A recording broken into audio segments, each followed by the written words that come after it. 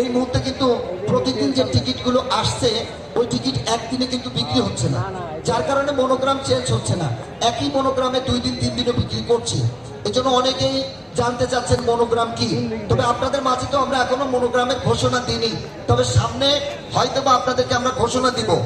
ড্রোর আগ মুহূর্তে জানিয়ে দিব যে আসছে আগামীকাল কি মনোগ্রাম থাকবে।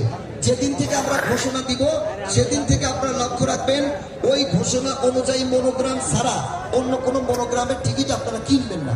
কিন্তু এখন যেহেতু আমরা এখনো ঘোষণা দেইনি, তাহলে আপনাদের মনোগ্রাম নিয়ে কোনো টেনশন করতে হবে না।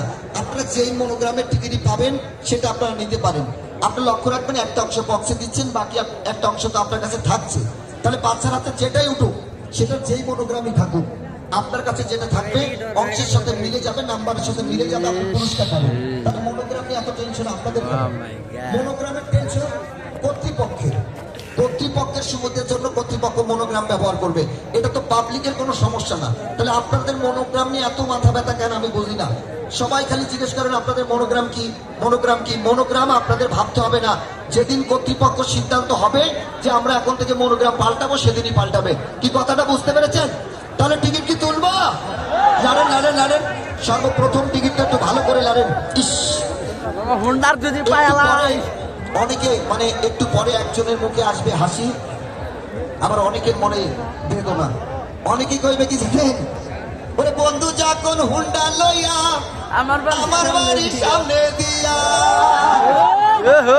বন্ধু যখন হুন্ডা লইয়া আমার বাড়ির সামনে দিয়া ব্রেক মাইরা ফুটা যায়, ফাইটা যায়, ওরে বুকটা ফাইটা যায়।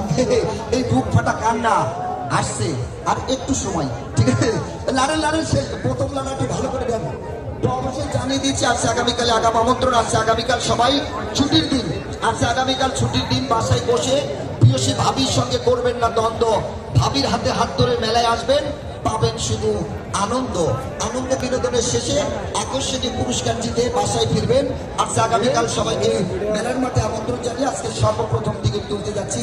এই বাচ্চা তুমি কি দেখতে পাচ্ছ? দেখতে পাচ্ছ না? তোমার হাতটা সামনে রাখো, এইভাবে রাখো, টান টান করে। আমি যখন তোমাকে বলবো উঠা বাচ্চা, তুমি